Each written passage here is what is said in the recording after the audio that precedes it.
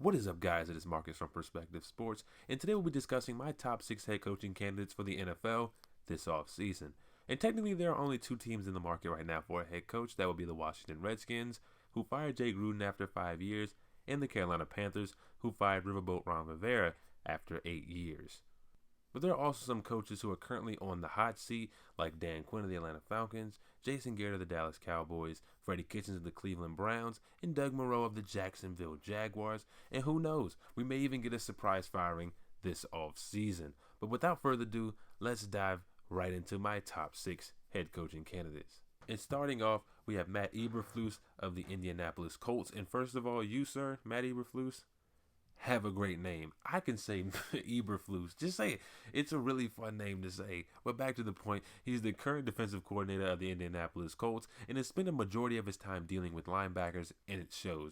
Darius Leonard has become a star. Anthony Walker had 105 tackles, 10 tackles for loss, and a sack last season.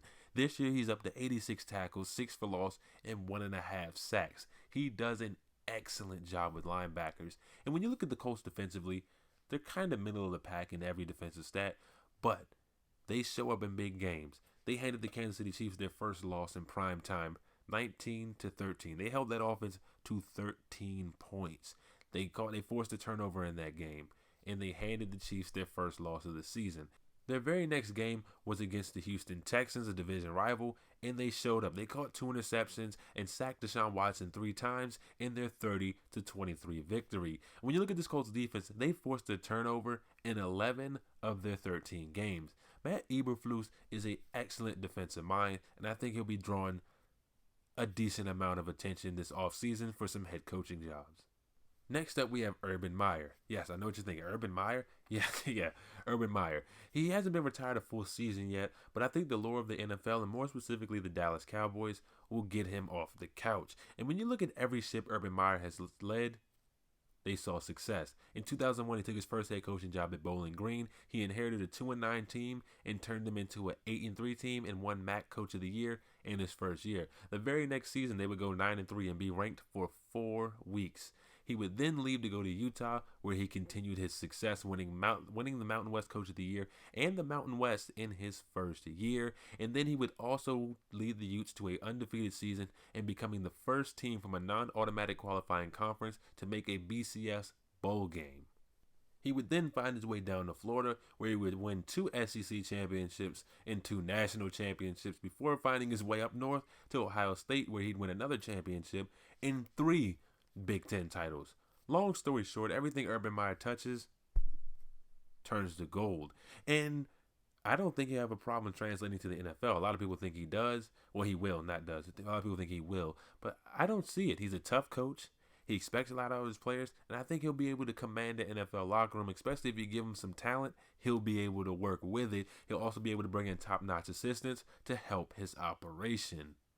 Next, we have Mike McCarthy. Mike McCarthy is a very good football coach, and his firing in Green Bay was more of it's time for both parties, and it benefited both sides. Green Bay got a young head coach in Matt LaFleur, who just became the first Packers coach in franchise history to win 10 games in their first season, and Mike McCarthy got time off to clear his mind, rest up, maybe go over some strategy, change some things. He was really stubborn as a head coach, so maybe he's loosened up and made some adjustments to his playbook. But he also got paid about $9 million to just relax, which is probably why he chose not to take another job immediately after being fired at Green Bay. But McCarthy is a top-notch coach. For his career, he was 135, 85, and 2. He won a Super Bowl, and he's going to draw a lot of interest this offseason. Next, we have Riverboat Ron Rivera, and just because you're fired doesn't make you a bad coach. And just because you were fired doesn't mean you're not going to be able to immediately get another job. We saw with Adam Gase, who was fired in Miami, immediately got hired with the New York Jets in the same offseason. Cliff Kingsbury was fired by Texas Tech, upgraded to the NFL with the Arizona Cardinals, and I think Ron Rivera will be able to do the same thing with another NFL franchise. And Ron Rivera's time in Carolina was much like Mike McCarthy's in Green Bay. It was just time to move on for both sides. Because since the Super Bowl run that saw 15-1 and saw Cam Newton win MVP, they were dabbing on the league. They were living life. They're 29-32 since then. Ron Rivera is known for his great communication, leadership, personality, and players gravitate to him. He's a true players coach, and players like him. And he's also a great mind. He's going to draw a ton of interest this offseason now that he's available. Next up, we have another fun name, and that's Eric Bieniemy of the Kansas City Chiefs. Again, you, sir, you have another really cool name, Bieniemy. But he's truly a part of the Andy Reid coaching tree. He's been with with Andy Reid and the Kansas City Chiefs for 6 years. He was originally brought over from Colorado to be the running backs coach. He worked his way up. He was the assistant coach for a year, and then he became the offensive coordinator in 2018. And the offense was phenomenal. They were the third highest scoring offense in NFL history, putting up 35.3 points per game. They carried the 24th ranked scoring defense and the 20th ranked defense in yards per game to the AFC Championship. Oh, and Patrick Mahomes, he threw 50 touchdowns, 5,097 yards, and that was in his first season as a full-time starter. This year, the Kansas City Chiefs offense ranks 4th in points per game and 6th in yards per game. And it's known that Eric Bieniemy is not calling the plays.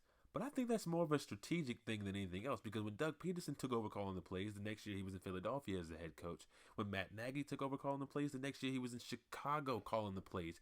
This could be a strategic thing from Andy Reid to let Eric Bieniemy, have a large say in the offensive game plan, but don't let him call the plays, because they want to keep him around as long as possible. They don't want to lose him like they did Doug Peterson and Matt Nagy. That's what I think it is.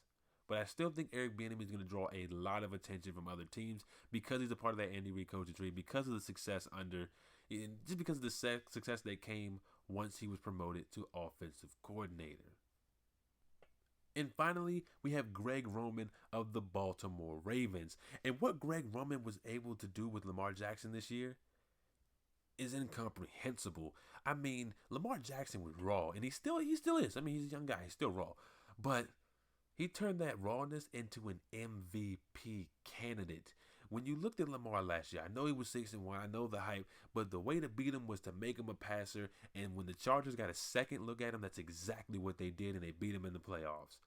But this year, it's a whole different game. Lamar Jackson is a monster. The scheme and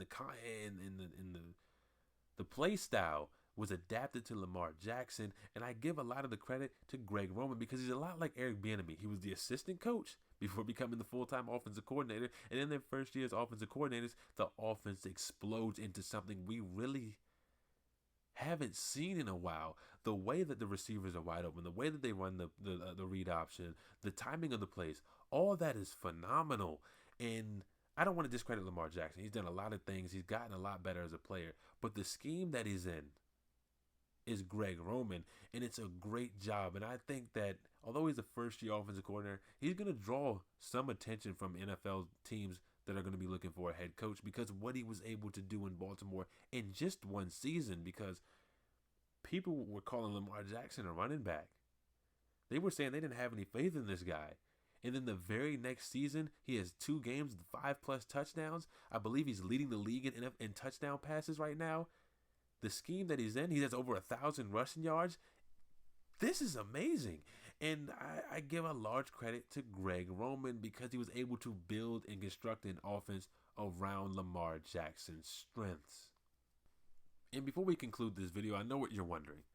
Where's Lincoln Riley? And I don't see him leaving. I really don't. The situation in Oklahoma is just too perfect. That's not something you leave and you walk out on a limb. You stay in Oklahoma because now he's known as the quarterback guru. And it all started off with Baker Mayfield, a 2-time walk-on. At first, he was at Texas Tech. He played well. He got injured, but he slid down the depth chart. He lost his job to Davis Webb, and we're going to lose his job to Patrick Mahomes.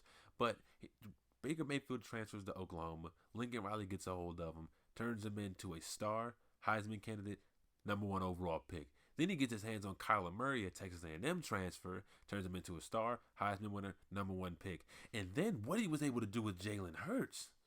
I mean, he was a heavy runner. He had a nice arm, but he was a runner. But everybody was amazed by how good of a passer Jalen Hurts is. And he may not be a Heisman candidate this year. He may not be the #1 overall pick, but he was a star. He was productive, and he's gotten a lot better at the quarterback position. And guess what? They're in the college football playoff. And now Lincoln Riley will have the pick of the litter when it comes to the transfer portal of quarterbacks, recruiting quarterbacks, because who wouldn't want to go play for Lincoln Riley? Baker Mayfield, Kyler Murray, Jalen Hurts. Do you want to be next? And that sounds like a recruiting pitch for Oklahoma, actually. But that's just how it is. Lincoln Riley has made a name for himself in Oklahoma. The program is winning games, and they're going to continue to do so for a long time. And I just don't see him leaving that situation. Well, there you guys have it. What do you guys think? Who are your top head coaching candidates? Do you agree with my list? Let me know in the comment section below. See you there.